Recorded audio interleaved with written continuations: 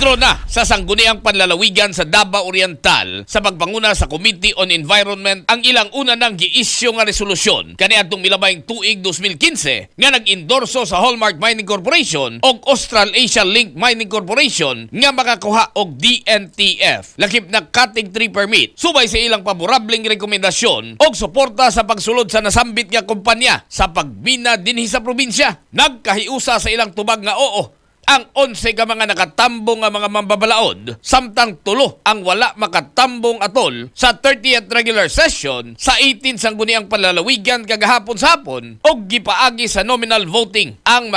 gipaagi sa nominal voting ang paghatag sa ilang tagsa-tagsa ka mga boto sa maong init nga hisgutanan. Nagkahiusa sa ilang tubag ang 11 tanan ka mga nakatambong nga mambabalaod sa probinsya, samtang 3 ang wala makatambong atol sa 30th regular session sa 18 sangguniang panlalawigan kagahapon sa hapon og pinaagi sa nominal voting ang paghatag sa ilang tagsa-tagsa ka mga boto sa maong init nga hisgutanan. Sa iyang kabahin, gipasabot ni Atty. Lipardo nga nag-ugat ang pagpanubay sa iyang komitiba sa dihang nakadawat kini og dinali ang sulat gikan kang Davao Oriental Governor Nelson Boy Hirang kaniadtong nilabayng Oktubre 27 tuig 2025 nga nanawagan kanila nga imbestigahan ang giingong mga irregularidad sa operasyon sa pagmina sa Hallmark Mining Corporation ug Australasia Link Mining Corporation sa bukid sa barangay Macambol ning syudad sa Mati tungod kay nakahatag kini og halit og kadautan sa kinaiyahan sa mong lugar. Kahinumdumang una nang nanawagan si Governor Dayang Hirang sa mga national nga ahensya susama sa DENR ug MGB nga paundangon na ang operasyon sa maong mga minahan tungod sa kadako nga kadautan nga nahatag sa ilang operasyon sa kinaiyahan sa nasambit nga lugar. Nanawagan usab ang gobernador sa mga local government units lakip na ang mga barangay council sa City of Mati nga mopasar og resolusyon alang sa pagpaundang sa operasyon sa Hallmark Mining Corporation ug Australasia Link Mining Corporation. Sa pikas bahin, gitumbok usab ni board member Lipardo Jr. nga dili angay babagan sa Hallmark ang pagsulod sa mga inhenyero sa probinsya nga ang katuyuan mao ang pagsubay sa pagatukurong dalan nga mokonekta sa barangay Macambol, Kabuaya, Luban ug Langka o kon Makalula Road susama sa una ng gihimong pagbabag sa Hallmark kaniadtong milabayng tuig. Sa pagkakaron, isumiti sa sangguniang panlalawigan sa probinsya ang ilang nabutuhang resolusyon ngadto sa Mines and Geosciences Bureau o DENR alang sa ilang diskresyon kung mutalima ba kini sa baruganan sa sangguniang panlalawigan o sa panawagan sa amahan sa probinsya lakip na sa katawhang oriental nga Dabawenyo nga paundangon na ang pagbina sa Hallmark o Australasia. Para kanunay healthy ang atong pamilya, mag-premium D3 na kita. Katropa niyo sa balita gikan sa City of Mati para sa naghiusang Pilipino, para sa Pilipinas. Kini si katropang Vicente Pichon IV, XFM News.